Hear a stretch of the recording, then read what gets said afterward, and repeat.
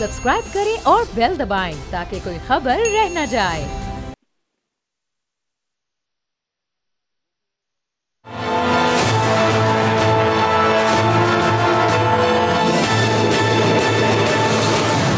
अस्सलाम वालेकुम, मैं हूं बाब जहांगीर। आप देख रहे हैं प्रोग्राम तजिया। और इलेक्शन कमीशन की जानिब से अभी सिर्फ महीने का ऐलान किया गया, सिर्फ हफ्ते का ऐलान किया गया कि कब इलेक्शन होने, और उसके बाद सियासी मुलाकातों का सिलसिला शुरू हो चुका है। न सिर्फ पाकिस्तान में बल्कि लंदन में भी बड़ी अहम मुलाकातें हो रही हैं। लेकिन वो मुलाकातें सिर्फ इलेक्शन की तारीख से मशरूत नहीं हैं, बल्कि जब से नैब केसेस खुले हैं और कोई 80 में से 44 केसेस का रिकॉर्ड भी एहतसाब अदालत को जमा करवाया जा चुका है। नैब हुक्काम बड़े एक्टिव हैं। तो उसके बाद अब लंदन में भी मामला बहुत तेज़ी के साथ गौर की तरफ जा रहे हैं। वहाँ पर स्ट्रेटजी पर गौर किया जा रहा है कि 21 अक्टूबर को मियां नवाज शरीफ को वापस आना था, क्या वो उसी तारीख पर वापस आएंगे या नहीं आएंगे। चूंकि जिस वक्त वो गए थे उस वक्त वो तिब्बी बुनियाद पर बाहर गए, जेल में वो अल अज़ीज़िया रेफरेंस में सज़ा काट रहे थे।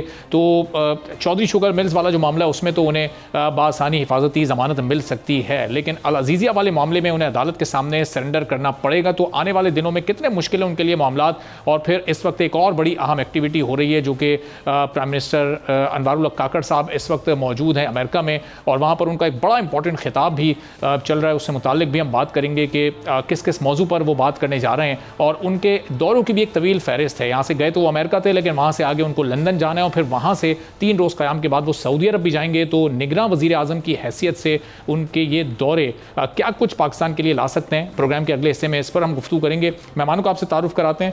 अब्दुल्ला हमीद गुल साहब तहरीक जवान पाकिस्तान के सरबराह हमारे साथ मौजूद हैं। कैसर अहमद शेख साहब मुस्लिम लीग नून से हमारे साथ मौजूद हैं, जबकि माहिर कानून जहांगीर जदून साहब भी हमें ज्वाइन कर चुके हैं। जहांगीर जदून साहब, गुफ्तगू का आगाज़ पहले आपसे करते हैं, चूंकि ये अल अज़ीज़िया रेफरेंस वाला जो मामला है इस वक्त लंदन में जो बातचीत हो रही है, मुझे यकीन है कि इसी मामले पर हो रही होगी कि अदालत के सामने सरेंडर करना है तो फिर वापसी की जाए नहीं की जाए। डेट तो दे दी गई है। आपको कानूनी तौर पर मामला कितने मुश्किल लग रहे हैं मियां नवाज शरीफ के लिए, और ये जो 2 केसेस जिनका जिक्र किया मैंने, चौधरी शुगर मिल्स और अल अज़ीज़िया रेफरेंस, इनसे निकलना कितना आसान होगा इस वक्त मियां नवाज शरीफ के लिए? देखिए, जब मियां साहब वापस आते हैं तो सबसे पहले उन्हें 2 या 4 दिन या एक हफ्ते के लिए जो है प्रोटेक्टिव बेल के वो कह सकते हैं कि मैं अपने वकील को अप्रोच करता हूँ या अपना जो केस है उसको मशवरा करता हूँ। तो फिर उसके बाद ऑब्वियसली वो ड्यू कोर्स ऑफ लॉ के अंदर ही उनको जाना पड़ेगा। और जो इस्लामाबाद हाई कोर्ट में उनके केस पेंडिंग है, वहाँ पे जब अपील एक केस में आपको पता है डिसमिस हो गई थी, उसके साथ ये ऑर्डर हुआ था कि जो ही वो सरेंडर करेंगे तो उनकी अपील जो है वो एप्लीकेशन देंगे तो दोबारा बहाल हो जाएगी। तो फिर उनका केस जो मेरिट पे सुना जाएगा इस्लामाबाद हाई कोर्ट के अंदर। 2 उनके केस पेंडिंग है। एक में उनकी सजा जो है वो एवन फील्ड में सस्पेंड हुई है 426 में। तो दूसरा केस जो है वो जो जज अपना जज साहब अरशद मलिक वाला केस था अल अज़ीज़िया वाला, वो जो है वो अपील पेंडिंग है। तो उन्होंने बल्कि कहा भी है कि वो जो प्रोसेस ऑफ लॉ है उसके जरिए जाएंगे और प्रोसेस ऑफ लॉ के जरिए ही जो है उनका केस जो है मेरिट पे सुना जाएगा।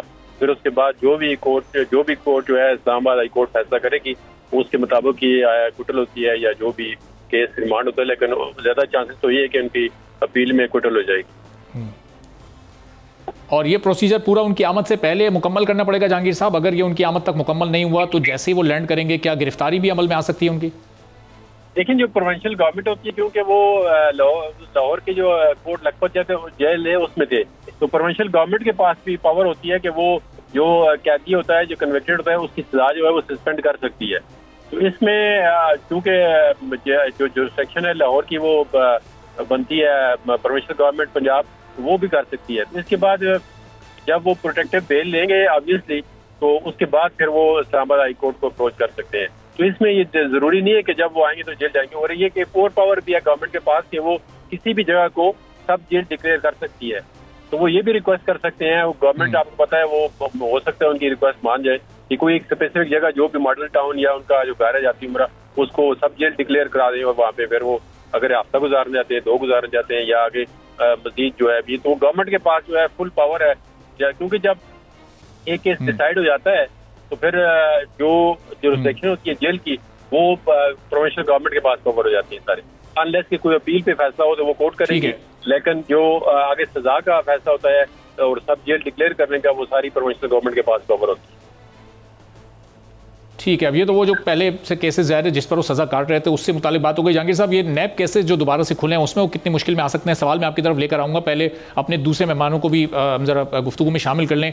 अब्दुल हमीद गुल साहब, ये मियां नवाज शरीफ 21 अक्टूबर को वापस आ रहे थे, अचानक से वो नैब तरमीम को कलअदम करार दिया गया, सारे केसेस खुल गए, उसके बाद वहाँ गुफ्त शनीद का सिलसिला शुरू हो गया। आपको क्या लग रहा है 21 अक्टूबर को वापस आएंगे नहीं आएंगे, या अभी इसी पर गौर हो रहा होगा कि अब क्या इससे कोई राय फरार इख्तियार की जाए, या फिर कानूनी तौर पर किस तरह से मामलात का सामना करना है?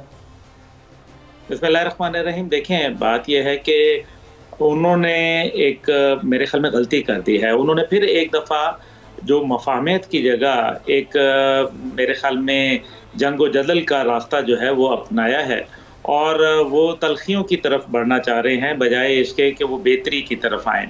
और इसके लिए जो ख़ास तौर पे उन्होंने जो माजी के हमारे ISI के सरबराह और अफवाज पाकिस्तान के सरबराह थे उनको बाकायदा चार्जशीट किया है, और साथ ही साथ जो है वो उन्होंने एक ऐसे चीफ जस्टिस के लिए जो आइंदा आने वाले वक्तों में सरबराह होंगे इस अदलिया के, उनको भी चार्जशीट कर दिया है। ये कोई आसान काम नहीं होगा, और मेरा ख्याल है कि ये जो बयान आया इसकी वजह जो थी वो नैब के दोबारा बहाल होने का, और उसके बाद नैब के वो 81 केसेस जो अदालत के अंदर बाकायदा दोबारा फिर खोले गए, ये मेरे ख्याल में उसके नतीजे में उनकी फ्रस्ट्रेशन के नतीजे में ये बयान सामने आया। लेकिन ये जो मामलात हैं ये बहुत आगे तक जाएंगे। पहली बात यह है कि जिस तरह जहांगीर साहब ने बात कही कि सब जेल करार दिया जा सकता है, बिल्कुल, लेकिन फिर वो जो इस्तकबाल है मीनारे पाकिस्तान पे 10 लाख अफराद का, क्या मीनारे पाकिस्तान को सब जेल करार दे दिया जाएगा? क्योंकि वो तो फिर एयरपोर्ट से सीधा वहाँ का रुख करेंगे, तो फिर ये तो मुमकिन नहीं होगा। और अगर फिर असूल देखा जाए तो असूल में तो ये है कि आप इस्लामाबाद कोर्ट का मामला है, और आप जो है वो अगर हुकूमत ये काम करेगी और एक ऐसे वक्त में जबकि इलेक्शन की तारीख तो नहीं दी गई लेकिन इलेक्शन का महीना बता दिया गया है, और उसके अंदर अगर इलेक्शन कमीशन के हवाले से फिर नुक्ताचीनी भी होगी और इसको अपोजिशन जो है वो बहुत उठाएगी। पहले तो अपोजिशन सिर्फ जो है वो PTI थी, लेकिन अब जो अपोजिशन है वो तो पीपल्स पार्टी भी मौजूद है, और उसका वो इजहार राय बाकायदा देखिए ना, लेवल प्लेइंग फील्ड की बात जो है बिलावल वो किससे कर रहे हैं? वो नून लीग से कर रहे हैं, वो किसी रियासत से नहीं कर रहे, वो किसी हुकूमत से नहीं कर रहे, निगरान सेटअप से नहीं कर रहे, वो बल्कि इलेक्शन कमीशन से नहीं कर रहे, बल्कि वो नून लीग से कर रहे हैं। अब जो ये मरियम साहिबा का वहाँ जाना, शहबाज शरीफ साहब का जाना, उनको ये बात कराने के लिए, बावर कराने के लिए कि आप महाज आराई का रास्ता खोल रहे हैं, आप वही गलती कर रहे हैं जो आपने 6 अक्टूबर गालिबन 2020 को की थी, जब गुजरांवाला के जलसे के अंदर आपने एक सिटिंग आर्मी चीफ को चार्जशीट किया था।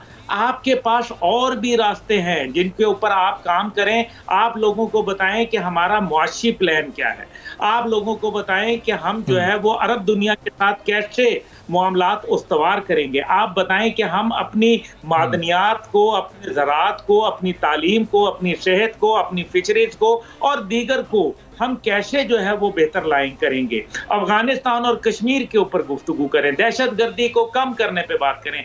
लेकिन अगर आपने कुछ नहीं सीखा माजी से तो आई एम सरप्राइज। अब अगर कानूनी नुक्ते के ऊपर देखा जाए तो देखें, अवाम में एक रद्द अमल आएगा, ये बात तो तय है, क्योंकि जाहिर है उनकी जो लीडरशिप है। अब्दुल्ला साहब, ये कानूनी नुक्तों पर आप गुफ्तगू जरूर करें, लेकिन उससे पहले एक थोड़ा सा एक मेरा ज़िमनी सवाल है कि ये अगर इन तमाम नुकात पर बात करें और अपनी इलेक्शन कैंपेन इन सारे नारों पर वो लड़ने जाएंगे, तो वो जो वोट को इज्जत दो का उनका नारा था, फिर वो जाहिर है कि चंद मखसूस लोगों के खिलाफ था, वो पूरा एक बयानिया उन्होंने बनाया था, उस पर एक पूरी तहरीक उन्होंने चलाई थी, तो फिर लोग उनसे सवाल करेंगे कि वो आपका बयानिया क्यों तब्दील हो गया? तो बयानिया तो खत्म हो गया ना जी। वोट को तो इज्जत नहीं दो, सिर्फ एक खानदान को इज्जत दो मामला है। मैं यहाँ कोई किसी का, क्योंकि मेरा कोई जाती तो किसी से मुखासमत है नहीं, लेकिन मैं ये बात कर रहा हूँ कि अवामुन नास के अंदर एक रद्द अमल है, वो चाहे गलत है या सही है इसका तयन किया जा सकता है, लेकिन हकीकत यह है कि जब वो पाकिस्तान आएंगे तो एक रद्द अमल भी आएगा, और उस रद्द अमल के सामने निगरान हुकूमत जो है वो शायद उस रद्द अमल को उस अंदाज में बर्दाश्त ना कर पाए। उसकी वजह यह है कि वो अगर इस तरह से आपने लेवल प्लेइंग फील्ड ना दिया, आपने यकतरफा फैसले किए, आपने उनके घर को सब जेल करार दे दिया या उनको जलसे जलूस करने की इजाज़त दे दी। और फिर एक और अहम नुक्ता यह है कि जब आपने इस्लामाबाद कोर्ट के अंदर जब लेके जाएंगे तो वो कितना टाइम लेगा? क्या वो इलेक्शन दौरान, ये कहीं ऐसा तो नहीं है कि मुतबादल के तौर पर मरियम नवाज को जो है अब बारी मिलने की बारी है? क्योंकि 3 दफा नवाज शरीफ साहब और 1 दफा जो है वो शहबाज शरीफ साहब, अब जो है वो बारी मरियम साहिबा की है, या फिर पंजाब में उनको किया जाएगा या उनको मरकज में एडजस्ट किया जाएगा। ये है वो बात। तो फिर वोट को इज्जत दो तो बात खत्म हो गई। वो लोग जिन्होंने कुर्बानियां दी, पार्टी के लिए मारें खाई, उसमें राना शनाउल्लाह दीगर लोगों का नाम सरे फहरिस्त है, एक जो एहसन इकबाल साहब जिन्होंने गोलियां खाई।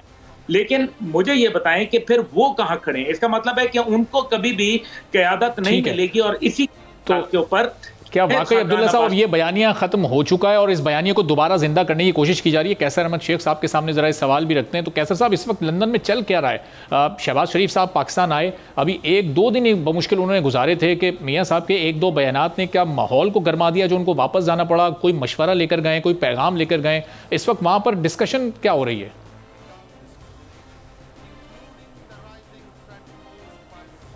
बिस्मिल्लाहिर्रहमानिर्रहीम।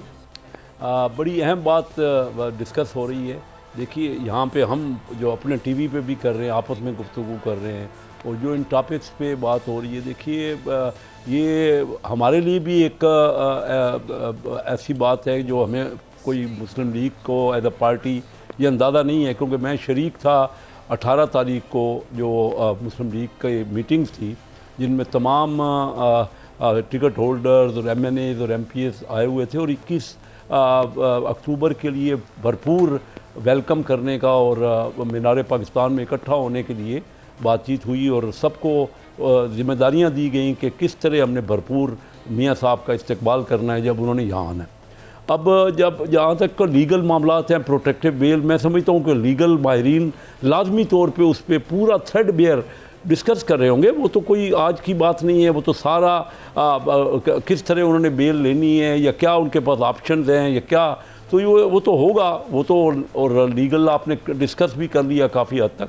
अब जहाँ तक ये तब्दीली की बात है, तो इसमें मैं ये समझता हूँ कि अभी हमारी तमाम पार्टियों को अगले मैनिफेस्टो देने हैं, क्योंकि इस वक्त लोगों की हालत तो बहुत दिगरगूं है। कोई भी पार्टी डिलीवर नहीं कर सकी। देखिए 15 साल, पिछले 15 साल, 4 साल PTI ने हुकूमत की, 5 साल पीपल पार्टी ने की, और अगर 5 साल मुस्लिम लीग नवाज ने की, 1 साल ये कोलिशन 16 महीने की कोलिशन गवर्नमेंट थी, तमाम पार्टियों का मुश्तरका हुकूमत थी। लेकिन 15 साल में मिल के भी अगर 15 साल पहले वाला पाकिस्तान देखें और आज का देखें, तो हम उससे बहुत तकलीफ दे मराइल से गुजर रहे हैं। जो 15 साल पहले की जमहूरियत में था, तो हमने कोई रिज़ल्ट नहीं दिया ना। अभी तक आवाम जो है वो पिस गई है। मैं जब जाता हूँ अपने इलाकों में या लोगों से राब्ते हमारे होते हैं, तो एक बदहाल है, ये ऐसा कभी हुआ नहीं। और कोई अभी इलेक्शन की तरफ लोग नहीं सोच रहे, और हमारी पार्टियों को भी ये चाहिए कि वो भरपूर उन सहूलतों को अपने मैनिफेस्टो दें, बजाय कि दूसरे हम डिस्कशन करने के। लेवल प्लेइंग फील्ड तो सबको मिलेगी। इलेक्शन होना ज़रूरी है, लाजमी है। इलेक्शन के बगैर तो कोई लेजिटिमेट हुकूमत नहीं बन सकती ना। अभी आपने खुद जिक्र किया, आप भी लोगों में जा रहे हैं, लोगों का रिएक्शन आप देख रहे हैं, और ये पिछले 16 माह में जो मुल्क की इकोनॉमिक टीम थी, वो तो इसाक डार लीड कर रहे थे, और आने वाले दौर में अगर आपकी हुकूमत आती है तो भी इसाक डार ही लेकर मामलात को चलेंगे। उन 16 माह में जब वो कोई बेहतरी नहीं ला सके एक आम आदमी के लिए, तो ये आने वाले दौर के लिए फिर आप क्या तैयारी कर रहे हैं? क्या प्लान्स हैं आपके पास?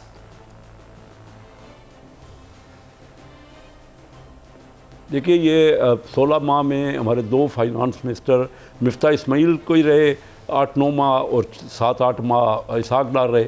मेरे तो रिकॉर्ड पे मौजूद है, मैंने खुल के कहा अपनी पार्टी को। 12 मई 2022 में मेरी 25 मिनट की तकरीर है, जब हमारी हुकूमत शुरू हुई, कि एक मिफ्ता इस्माइल, डॉक्टर मिफ्ता इस्माइल, जो हमारा मईशत वेंटिलेटर पे है, उसका इलाज नहीं कर सकेगा। हमें तो डॉक्टरों का बोर्ड बिठाना पड़ेगा और सब मिलजुल के इस मसले का हल निकलेगा। मैंने ओपनली कहा कि मिफ्ता इस्माइल को मैं जानता हूँ, मेरा बड़ा करीबी है वो, लेकिन आप कहें इस वक्त पाकिस्तान की मुआशी हालत इतनी दिगरगूं है कि हम सबको मिलके अगर यही सोचते रहेंगे ना, इसी तरह मेरा ये बयान रिकॉर्ड पे है इसाक डार साहब का, किसी में ये हिम्मत नहीं होती। मैंने अपनी पार्टी में खुल के ये कहा, डार ने पहले पेज पे ये खबर लगाई, मैंने कहा कि इसाक डार नाकाम हो चुके हैं और उनको रिज़ाइन कर देना चाहिए, क्योंकि वो मसाइल लोगों के हल करने में कामयाब नहीं हुए। देखिए, ये बात हम ओपनली कर, अब मैं आपको बताऊँ, ये सोच के हम आए थे, मैं अपनी बात करूँ, पहले हम तमाम चैम्बरों से, पाकिस्तान की वाहिद फैमिली होगी जो पाकिस्तान के तमाम चैम्बरों से वोट लेके इलेक्ट हुए। मैं खुद Karachi chamber of commerce industry का प्रेसिडेंट रहा, मेरा बेटा Irfan Kaiser Sheikh Lahore chamber of commerce industry का प्रेसिडेंट रहा, और मेरा first cousin Faisalabad chamber of commerce. तो हम वोट लेके ये मैंने कि उस फोरम पे जाए जहाँ पे इन मसाइल का हल निकले। अब उस फोरम पे आप देखते हैं कि 280 इलेक्ट होते हैं, बाकी जो 300 हमारे 50-57 की 324-25 की तादाद है। साहब इसका मतलब कि अब कोई माशी टीम नून लीग के पास फिर बाकी ही नहीं बची। अगर ये फिर साहब फेल हो गए, इसहाक डार साहब फेल हो गए, तो आने वाले दौर में इसका मतलब ये कंटिन्यूएशन को हम देखेंगे। मैं खुद कैंडिडेट हूं, टीम आएगी, मैं खुद कैंडिडेट हूं। अच्छा, आनी चाहिए नहीं, मैं तो पॉलिटिक्स में इसीलिए हूँ। मैं समझता हूँ कि वो दुनिया मैं महबूबुल्लाह ह्यूमन डेवलपमेंट सेंटर का मैं देखिए ना, मैं बात वही बता रहा था कि पहले 280 जो तमाम 300 कितने हमारे मेंबर सारे इलेक्ट होते हैं, उनमें 21 MNA तमाम पार्टियां अपनी फाइनेंस कमेटी में देती हैं। मैं जब भी इलेक्ट हुआ हूँ मुझे फाइनेंस कमेटी का चेयरमैन बनाया गया। उन्होंने इलेक्ट किया जो कि फाइनेंस के माहिरीन आते हैं इलेक्ट होके। अब जब क्योंकि तमाम इकनॉमिक पॉलिसी जो है वो नेशनल असम्बली से आनी है, बजट जो है वो सेनेट वाले दे ही नहीं सकते। हमारे यहाँ उल्टा हिसाब है, बाहर से लोग हम लिए जाते हैं, एक्सपर्ट लेते हैं, सेनेटर्स लेते हैं। अब जो इलेक्ट होते हैं लोग वो जिम्मेदार है। जब हम जाते हैं अपने हल्कों में, लोग तो हमसे पूछते हैं ना कि हमारे हालात ही ख़राब है, महंगाई हो गई, बेरोज़गारी हो गई, कोई इम्प्रूवमेंट नहीं हुई, तो क्यों? तो ये सोच के मैं खुद अपने आप को ऑफ़र कर रहा हूँ, मेरे बिल्कुल हल मौजूद है और बार बार अपनी पार्टी में हल दे चुका हूँ। हम तो सोचते ही नहीं है ना, हमें तो अभी मैनिफेस्टो देना है मिलजुल के। ये सोचना है कि तमाम पार्टियां लोगों के लिए क्या कर सकती हैं, न सिर्फ अपने मुल्क के अंदर बल्कि जो फॉरेन पॉलिसी है, जो कश्मीर पे भी हमारी पॉलिसी है, उस पर भी मुश्तरका हमें एक, और इसी तरह अफ़गानिस्तान की पॉलिसी। हमारी ट्रेड इस वक्त दोनों साइडों से बिल्कुल बंद है। इंडिया और बांग्लादेश हम ट्रेड कर नहीं सकते, बॉर्डर्स हमारे क्लोज हैं, इधर मुश्किलात हैं ईरान साइड पे भी और अफ़गानिस्तान पे भी। तो हमारी जो एक्सपोर्ट है वो ऑल द वे हम सिर्फ कैसे अमेरिका और यूके कर सकते हैं ना। तो ये सारी चीज़ें हमें मिलजुल के, अगर मुल्क आगे बढ़ाना है, ये जो हमारे नेशनलाइज यूनिट हैं, SOE हैं, जो देखना होगा कैसा साहब कि ये 700 अरब रुपए का सालाना घाटा करते हैं। जो एक मखसूस सर्किल है, उस सर्किल से निकलकर सोचा जाता है और हमारी रेवेन्यू नहीं आता किया जाता है। जो हमारा जी गुफ्तगू को जरा थोड़ा सा आगे मुझे बढ़ाना है और जहांगीर जदून साहब की तरफ जाना है। जहांगीर साहब, ये मुस्लिम लीग नून की जो इस वक्त पूरी इलेक्शन कैंपेन है, वो तो मियां नवाज शरीफ को चौथी बार प्राइम मिनिस्टर के तौर पर देख रहे हैं, और एक तरफ जो कानूनी मामलात हैं, अभी हमने वो मुख्तसरन डिस्कस तो किए, लेकिन थोड़ी सी जरा इस पर और भी आप रोशनी डालिएगा कि अगर ये अदालती मामलात इलेक्शन डे तक नहीं खत्म होते तो मियाँ साहब तो इलेक्शन लड़ने के लिए नाअहल होंगे, फिर इसका मतलब वो चौथी बार वजीर आजम नहीं बन सकते। डेफिनेटली देखें ना, अभी अदालतों की जो प्रोसीडिंग होती है, इसको पता नहीं चलता कि कितना जल्दी होती है, कितना स्लो होती है, क्योंकि बंदा खुद जो होता है, मुल्ज़म हो या कन्विक्ट हो, जो भी हो, जैसे केस चलो, वो खुद तो कंट्रोल नहीं कर सकता। तो दूसरा ये कि जब ये जो नैब के रेफरेंस खुल गए हैं, इसके बाद भी एक जो तोशा खाना वाला केस है, वो भी अभी ट्रायल होगा नैब कोर्ट के अंदर, अगर ये इस तरह रहता है। तो इसमें कॉम्प्लिकेशन तो नजर आ रही है कि अब क्योंकि इलेक्शन का भी बहुत जल्दी हो गया, ये जनवरी में अगर इलेक्शन होते हैं तो फिर इसमें प्रॉब्लम तो बन सकते हैं, लेकिन इसमें चांसेस भी हैं कि निकल जाए, लेकिन आप 100% कोई नहीं कह सकता डेफिनेटली कि जी चाहे केस बिल्कुल बोगस हो या उसके अंदर जान हो या ना हो, लेकिन जो प्रोसीडिंग है, जो प्रोसेस है, 2 अपीलें हैं, उनमें बहस होनी है, उनमें आगे जाना है। तो ये डिपेंड करता है नैब वाले क्या आगे कहते हैं अपीलों के अंदर। आपको सारे मामलात का पता होता है पाकिस्तान के अंदर, जो भी लोग ये कर रहे होते हैं, तो वो अब उनके भी हाथ में बहुत कुछ होता है। ठीक है, तो अब्दुल्ला हमीद साहब, ये ब्रेक से पहले आप इस पर कमेंट कर दीजिएगा, फिर हम वज़ीर आज़म की तकरीर पर भी बात करेंगे कि अभी जो गुफ्तगू की कैसर में शेख साहब ने कि ये तो खुद वजारत ख़जाना को संभालने के लिए कैंडिडेट हैं, लेकिन क्या ये फैमिली से निकलकर, एक मखसूस सर्किल से निकलकर सोचा जाएगा इनके बारे में? हमारे यहाँ क्या पाकिस्तान की जो सियासी जमातें हैं, इस तरह का कल्चर आपको नज़र आ रहा है किसी और जमात में, ख़ास तौर पर मुस्लिम लीग नून में? नहीं, ऐसा कोई नज़र नहीं आ रहा फिलहाल। अगर आप कहें, मैं ये समझता हूँ कि पहली 2-3 बातें हैं कि नवाज शरीफ साहब तब आएंगे जब उनको 110% गारंटी होगी, और दूसरी बात यह है कि माजी की तरह आप पिछली हुकूमतों के ऊपर आप ब्लेम नहीं डाल सकते, क्योंकि जो माजी की हुकूमत थी उसमें आपने 57.4% पाकिस्तानी करेंसी को डीवैल्यू कर दिया। आपने गैस और बिजली की कीमतों के ऊपर फ्यूल की कीमतों को आसमान से छुआ दिया। आपने डॉलर जो है वो कहां से कहां लाके खड़ा किया। मैं कैसर साहब को बिल्कुल इनको पढ़ता रहता हूं और ये बहुत अच्छी इन्होंने बात कही, और ऐसा ही है कि इनका ये रिकॉर्ड के ऊपर है कि इन्होंने मुखालफत की, लेकिन जिसने मुखालफत की उसकी जरूरत नहीं रही। आप देख लें, आप शाहिद खाकान अब्बासी साहब को देख लें, कौन नहीं जानता कि शाहिद खाकान साहब एक अपराइट आदमी है, लेकिन उनकी क्या जगह है। मसला यह है कि अगर आपने वही अपनी जो किचन कैबिनेट है, यानी कि जो आपके इकबाल बुलंद होने की गुफ्तगू करते रहे और आपको चापलूस लोग चाहिए, फिर आप इस ट्रेंड को चेंज नहीं कर सकते। एंड आई एम सॉरी, मुझे ऐसा कोई नहीं नजर आ रहा फिलहाल सूरत हाल, क्योंकि अभी जिस अंदाज के अंदर ये जो नैब हुई है मियां साहब की चलें अब्दुल्ला साहब, ये पॉइंट इस पर आपका मुकम्मल तौर पर आ गया। अब यकीन कैसर साहब भी इस पर रिस्पॉन्ड करना चाहेंगे। एक छोटा सा ब्रेक लेते हैं, फिर कैसर साहब को इस पर रिस्पॉन्ड करने का मौका भी देंगे एक ब्रेक के बाद।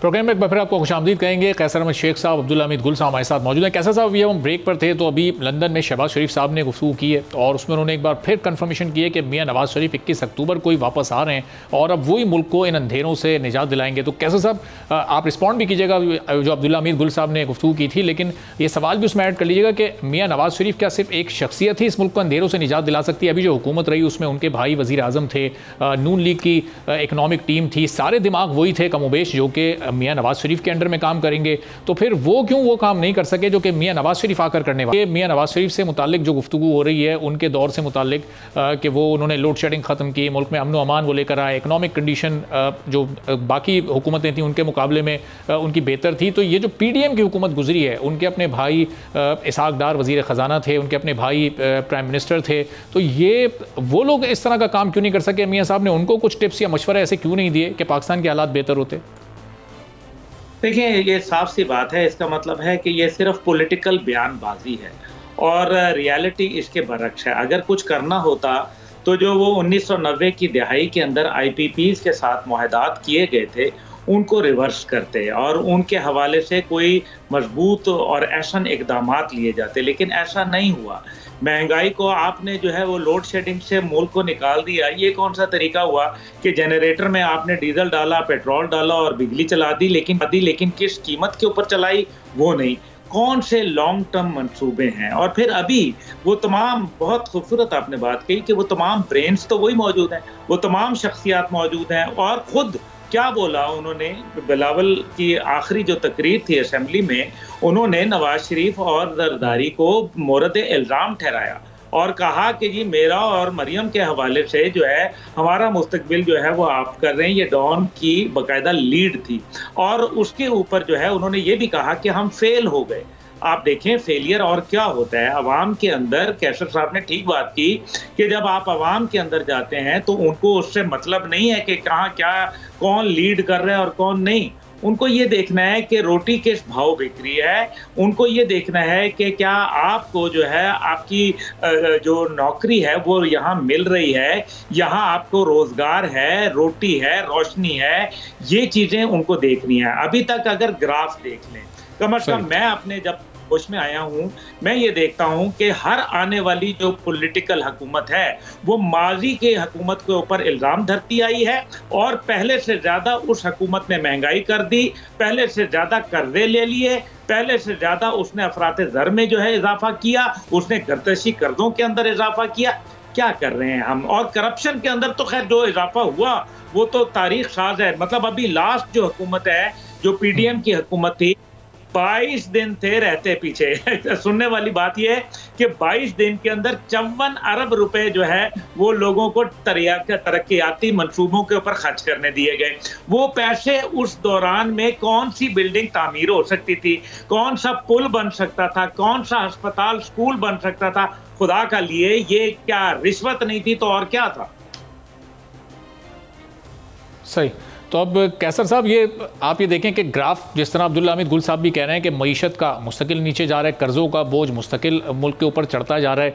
पीडीएम की हुकूमत के 16 माह में मियां नवाज शरीफ का वो जहन कहाँ था जो वो अपने दौरे हुकूमत में आकर वो किसी जादू की छड़ी से पाकिस्तान के हालात को बेहतर करने वाले हैं। चूँकि पूरी आपकी इलेक्शन कैंपेन इस वक्त इसी एक नुक्ते पर है तमाम रहनुमाओं की कि मियां नवाज शरीफ आएंगे और पाकिस्तान बेहतर होगा। तो वो होगा कैसे जब इसहाक डार नाकाम हो गए, मिफ्ता इस्माइल नाकाम हो गए, कैसे वो ठीक करेंगे? और आपको कंसीडर किस लेवल पर किया जाएगा? अब्दुल्ला हमीद गुल साहब ने जो ब्रेक से पहले बात की थी उस पर भी जरूर रिस्पॉन्ड कीजिएगा।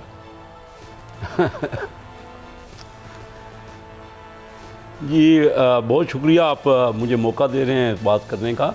देखिए, मेरी फैमिली 140 साल से बिज़नेस में, हम लोग कारोबारी लोग हैं, कभी सियासत में नहीं आए। मैंने दुनिया देखी, चाइना को तरक्की करते देखा, कोरिया को, मेरे साथ बहुत उनके गहरे मरासिम रहे, और दुनिया के वियतनाम को, थाईलैंड को, किस तरह वो आगे बढ़े, इस अर्ज के साथ कि अपने मुल्क में कुछ तरक्की में कोई हिस्सा डालें, लोगों की बेहतरी के लिए कोई काम करें। चैम्बर का तो मैं 37 साल पहले कराची चैम्बर ऑफ कॉमर्स का हाईएस्ट वोट लेके प्रेसिडेंट बना। अच्छा, इस ख्वाहिश से अपने होम टाउन गया जहाँ के बहुत बड़े जिम्मेदार पिछले 100 साल से वही इलेक्टेबल थे, वही इलेक्ट होते थे, और वो ना तालीम चाहते थे ना वहाँ के इलाके की तरक्की चाहते थे। तो हमने जाके वहाँ यूनिवर्सिटियाँ बनाई, तालीम दी। मुझे जब टिकट नहीं भी मिला, पाकिस्तान मुस्लिम लीग ने चनियोट से आज तक सीट नहीं निकाली, और मैंने वहाँ जब मुझे टिकट पहले तो नहीं दिया गया, तो मेरे वोट वहाँ पे इंडिपेंडेंट पीपल पार्टी और मुस्लिम लीग दोनों कैंडिडेटों के टोटल से ज़्यादा थे। फिर लीडरशिप की ख्वाहिश से कि हम आपको मौका देते हैं, आप भी हमारे साथ आएँ, तो मैंने उनके साथ पाकिस्तान मुस्लिम लीग ज्वाइन की, और मुतवातर हम इलेक्शन मुस्लिम लीग के लिए चनियोट से जीत रहे हैं। अब जब देखिए ना, इसहाक डार साहब मोहतरम हैं, मिफ्ता इस्माइल बिल्कुल मेरे छोटे भाइयों जैसे हैं, लेकिन मसला सिर्फ ये है कि वो इलेक्ट हो ना। पहले तो कौमी असम्बली से जो इलेक्ट हो, आपका आइन ये कहता है कि बजट और मईशत के मामलात कौमी असम्बली ने तय करने हैं। वो जाके अगर पॉपुलर हैं जाए लोगों में, अगर उन्होंने अच्छा डिलीवर किया है, मैं तो उनको कहता रहा, तनकीद करता रहा, विद इन पार्टी करता रहा, इज्जत के साथ करता रहा कि आपसे डिलीवर नहीं हो पा रहा, आप मशवरा करें और मिलजुल के हम कोई हल निकालें, लोगों के साथ ज़्यादा ज़्यादा कंसल्टेशन करें। देखिए, मैं अकेला कुछ नहीं कर सकता जब तक हम लेकिन मेरा ये जो मशवरा आपने और तनकीद की, ये विद इन पार्टी आपने ये लीडरशिप के सामने भी की, ये शहबाज शरीफ साहब या मियां नवाज शरीफ के इल्म में भी ये बातें आप लेकर आए? हम हमेशा बाहर से लेके आते रहे फाइनेंस मिनिस्टर। आप कल को तो प्राइम मिनिस्टर भी बाहर से लेके आके बना दे। फाइनेंस मिनिस्टर मेन पर्सन है जिसने इकानमी को संभालना है। तो जब तक आप इलेक्टेड बंदा नहीं लाएंगे, जिम्मेदार तो वो होता है। आप बेशक लाएं, अच्छे से अच्छे आप टिकट देना उनको, वो पॉपुलर हो। जी, तो इन हालात को हमें गौर करना पड़ेगा। ठीक है, चलें एक छोटा जी ठीक है, एक ब्रेक लेते हैं और ब्रेक के बाद आएंगे तो अनवारुल्लाह काकड़ साहब ने जो गुफ्तगू की है अक़वाम मुत्तहिदा की जनरल असम्बली में, उनकी गुफ्तगू में, और जो इससे पहले वज़ीर आज़म पाकिस्तान के वहाँ पर जा चुके हैं और गुफ्तगू कर चुके हैं, क्या फ़र्क था वो तलाश करने की कोशिश करेंगे एक ब्रेक के बाद।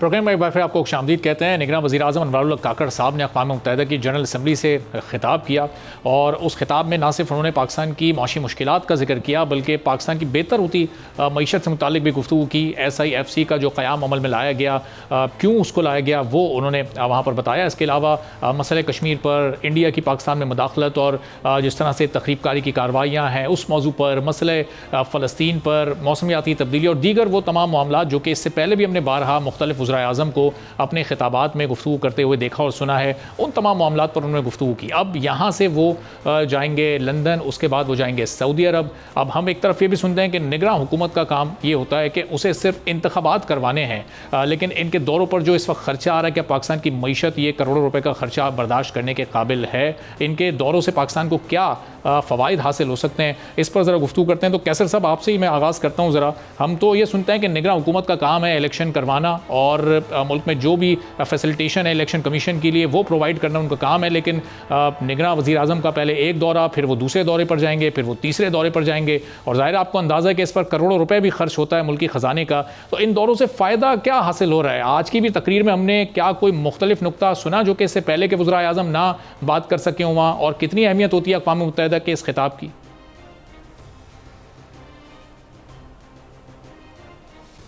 देखिए, अनवारुल हक काकड़ साहब निगरान प्राइम मिनिस्टर हैं। मैं समझता हूँ कि उनका दौरा बहुत कामयाब जा रहा है। देखिए, आम तौर पे 60 डेज़ का टाइम होता है ना, जब कोई हुकूमत, निगरान हुकूमत इसलिए ज़्यादा एक्टिव नहीं होती क्योंकि डे टू डे उसने अफेयर्स तो करने होते हैं, वो लॉन्ग टर्म पॉलिसीज नहीं कर सकती। मेन तो पीरियड 60 डेज़ का है। इस बार ये पीरियड बढ़ के 5.5-6 महीने तक चला गया। अगर जनवरी के एंड में भी इलेक्शन हो तो 5.5 महीने का टेन्योर होगा। तो 5.5 महीने कोई मुल्क, इतना बड़ा मुल्क जो 5वां आबादी के लिहाज से दुनिया का मुल्क है, उसका वज़ीर आज़म क्यों नहीं करेगा, अपने मुल्क के लिए लॉबी करेगा, फैसिलिटेशन जो कोई दिनों और बेहतरी हो रही है। मैं ये समझता हूँ कि निगरान हुकूमत जो काम कर रही है और हम सब मिलके इसमें एक तो ये है ना कि इसमें इतनी ज़्यादा मुखालफत नहीं हो रही, तो हमें मौका मिल रहा है मिल के काम करने का। आप देख रहे हैं पिछले कुछ दिनों में डॉलर जो है जितना वीक हो गया था, ओपन मार्केट में 340 तक चला गया था, तो आज 297 296 के करीब है या 295 है, तो काफ़ी इसमें कमी हुई। चीज़ों में, कीमतों में आप देख रहे हैं कि गंदम की कीमत, ये चीनी की कीमत। अच्छा, स्मगलिंग जो है ना, वो एक बहुत बड़ा आंसर है हमारे यहाँ।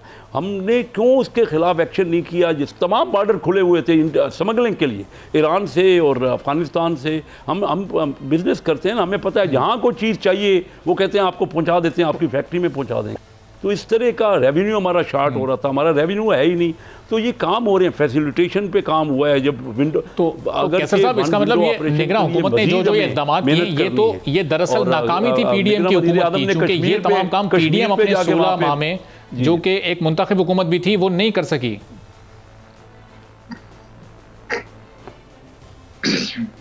नहीं, ये पीडीएम की सिर्फ नाकामी नहीं है। देखिए, पूरे 5 साल हमने गुजारे, किसी भी हुकूमत का, एक हुकूमत दूसरे हुकूमत से कर्जे पे कर्जा लेती जा रही।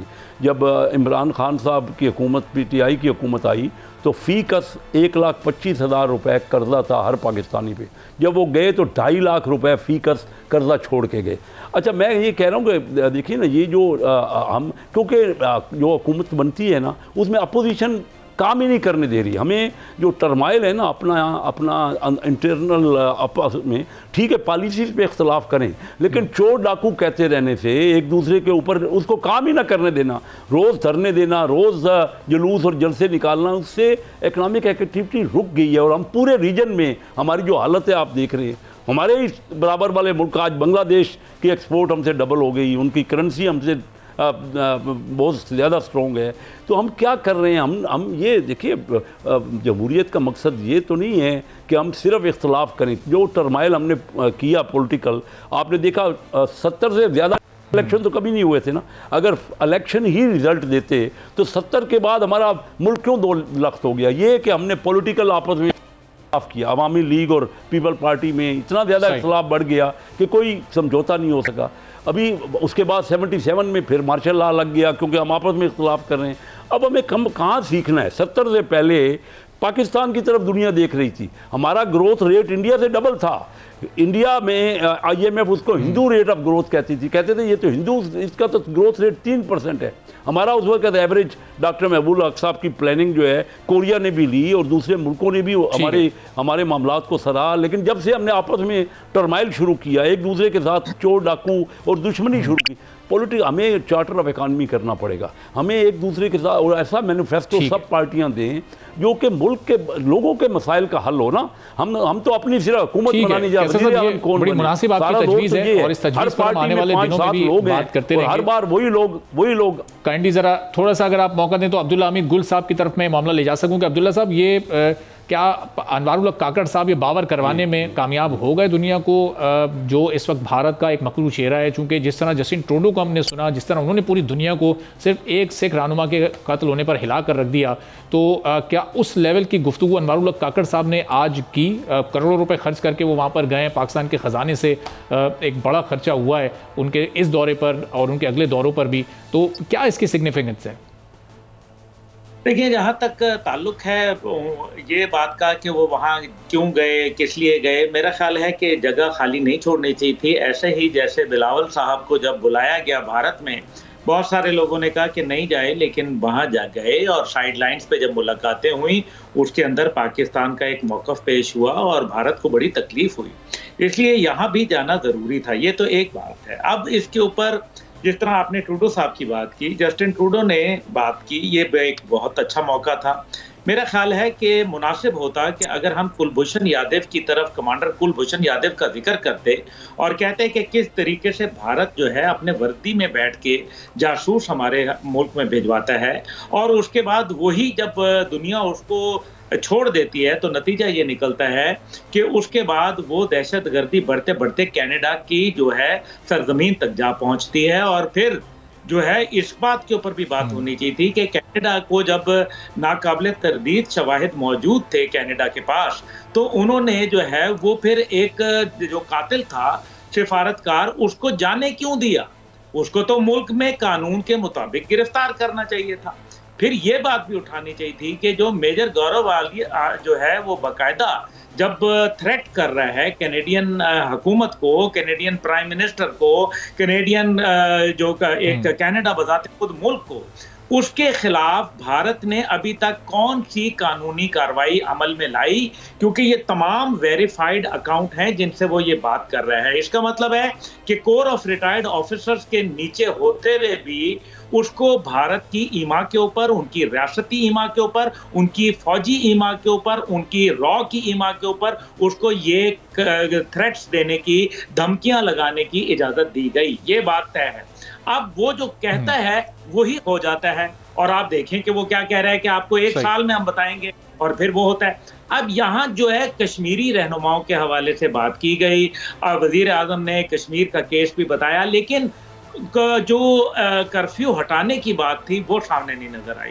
फिर इसी तरीके से कुछ शवाहिद जो उन्होंने पेश किए इस्लामोफोबिया के हवाले से, वो यकीनन लायक तहसीन है। उन्होंने इसके ऊपर बताया, और उन्होंने दुनिया को कुरान पाक की बेहुरमती के हवाले से जो है बताया कि किस तरीके से लोगों के जज्बात उभरते हैं। फिर अफगानिस्तान के हवाले से उन्होंने कहा कि जी अफगानिस्तान से जो है वो हमारे ऊपर हमले होते हैं, लेकिन यहाँ ये काश कि वो ये भी जिक्र कर देते कि कोएलिशन सपोर्ट फंड के जो $700 मिलियन अमेरिका ने पाकिस्तान के अदा करने हैं पिछले कई सालों से, वो आज तक नहीं अदा किए, और पाकिस्तान चलें अब्दुल्ला साहब, कहीं कोई थोड़ी बहुत कमी खामी रह गई अनवरुल्लाह काकड़ साहब के इस खिताब में? ज़रा आखिर में कैसर अहमद शेख साहब से भी इनके क्लोजिंग रिमार्क्स में इस वज़ीर आज़म के खिताब पर ज़रा लेना चाहूँगा। कैसर साहब, आपकी नज़र में ओवरऑल कैसा रहा ये खिताब?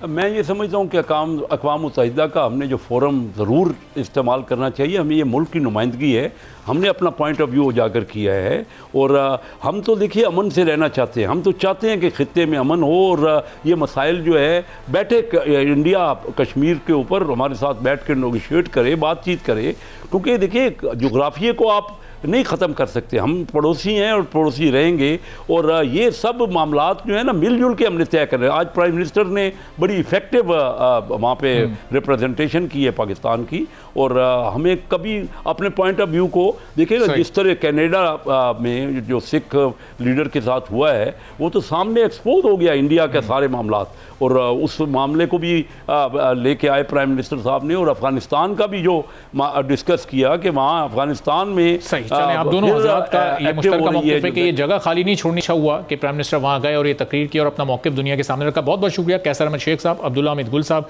जहांगीर जदून साहब का भी बहुत शुक्रिया जो प्रोग्राम के पहले से हमारे साथ मौजूद थे। नाज़रीन, आज के प्रोग्राम से इजाज़त दीजिए, अल्लाह हाफ़िज़।